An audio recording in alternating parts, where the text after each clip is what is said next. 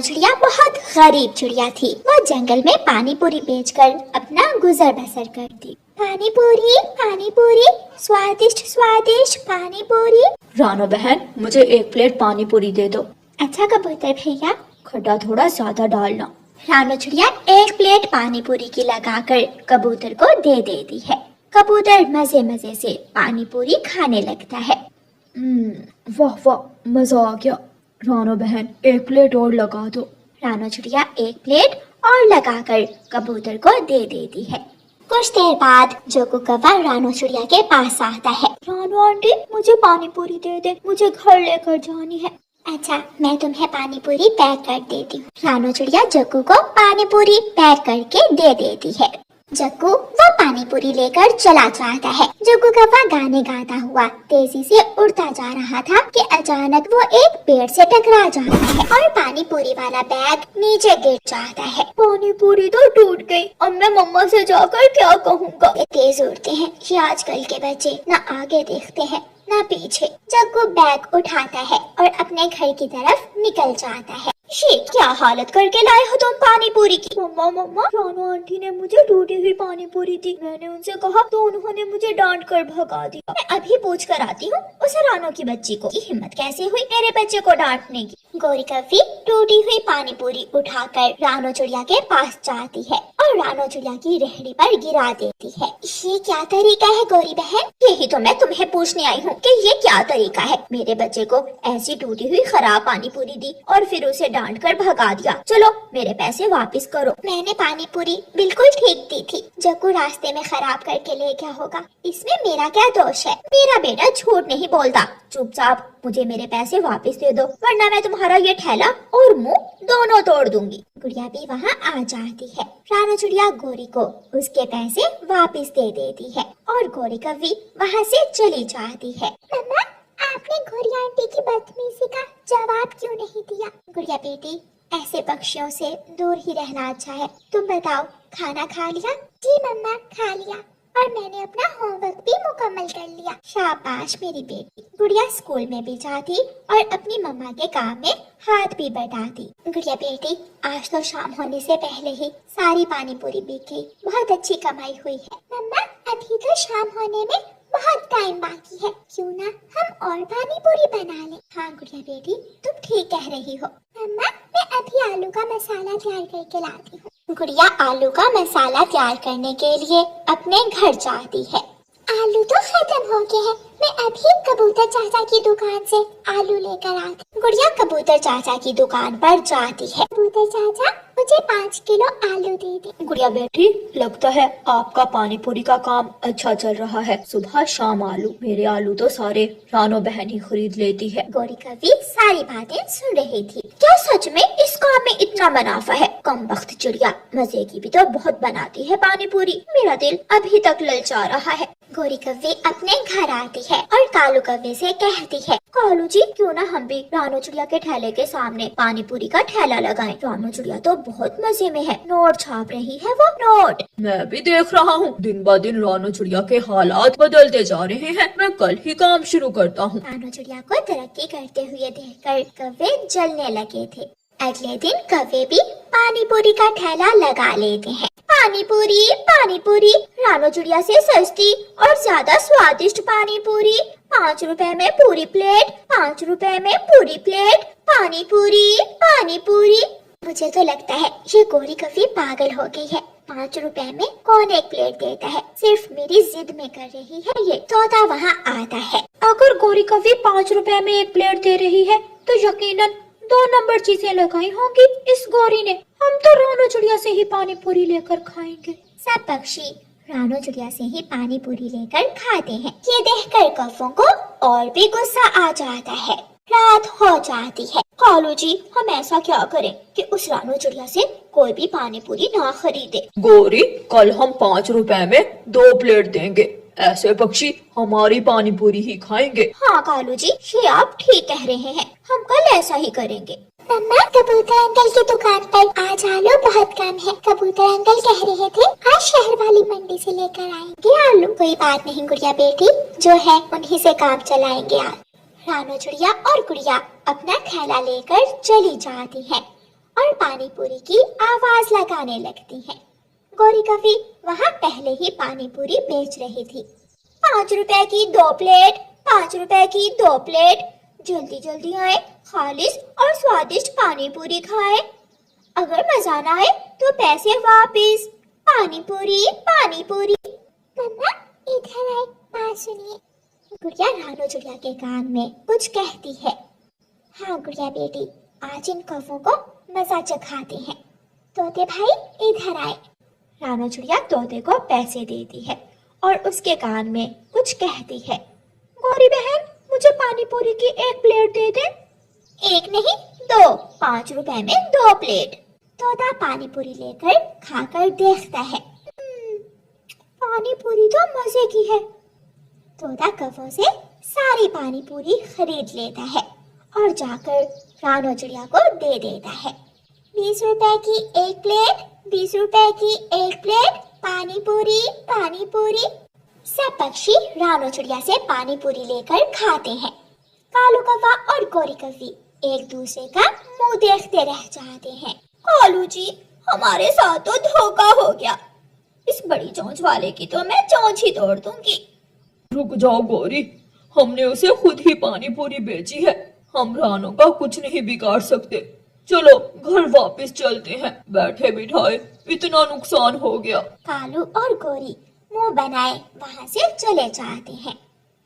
रानू चिड़िया और गुड़िया को आज डबल मुनाफा होता है। प्यारे दोस्तों, इस कहानी को लाइक, अपने दोस्तों के साथ शेयर और चैनल को सब्सक्राइब करना बिल्कुल मत भूलना। आपका धन्यवाद।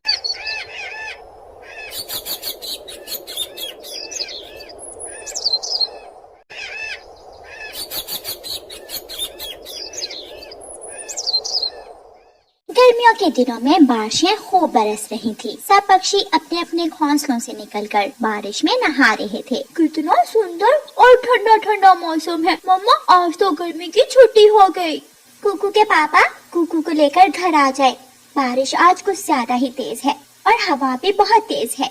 नहा जाना बारिश में। चलो कुकू बेटा, अब घर चलते हैं। नहीं पापा, मैं अभी घर नहीं जाऊंगा। अभी तो बारिश शुरू हुई है। पापा प्लीज थोड़ी देर और यहाँ रुकते हैं। कुकू के जिद करने पर कुकू के पापा वहीं रुक जाते हैं। आप दोनों नहाओ, मैं तो जा रही हूँ। आप दोनों भी जल्दी घर लौट आना। ठीक है मम्मा। रानू चिड़िया घर चली जाती है। कुकू और उसके पापा शाम तक बारिश में नहाते रहते हैं। थोड़ी देर बाद जग्गू कौवा भी वहाँ आ जाता है। कुकू, मैं झरने पर जा रहा हूँ। झरने पर बारिश बहुत सुंदर लगती है। मैं भी जाऊंगा। नहीं कुकू बेटा, आप नहीं जाओगे। जग्गू बेटा, आप भी मत जाओ। झरने पर हवा का दबाव बहुत ज्यादा होता है। कुछ नहीं होता मानो अंकल, आप तो तोते अंकल से भी ज्यादा डर रहे हैं। जग्गू हंसते हुए वहाँ से चला जाता है। कुकू भी झरने पर जाने की जिद करने लगता है।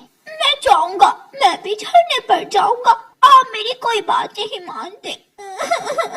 कुकू की जिद के सामने मानो चिड़े को हारना ही पड़ता है। अच्छा चलो ठीक है, आ जाओ, मगर याद रहे मेरे साथ साथ उड़ोगे आप, और झरने पर जाकर भी ज्यादा नहीं उड़ोगे, आराम से बैठोगे। जी पापा, मैं आराम से बैठूंगा। फिर मानो चिड़ा कुकू को साथ लेकर झरने पर चला जाता है। झरने पर तो बहुत सारे छोटे पक्षी आए हुए थे। कुकू, तुम आ गए? मुझे पता था कि तुम जरूर आओगे। आ जाओ, खेलते हैं। कुकू अपने दोस्तों के साथ खेलने लग जाता है।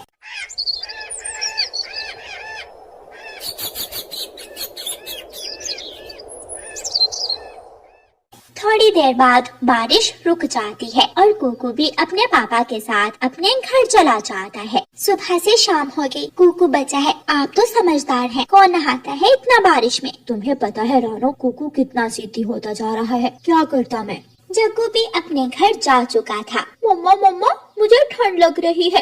गर्मी में ठंड? जग्गू, तुम्हारी तबीयत तो ठीक है ना?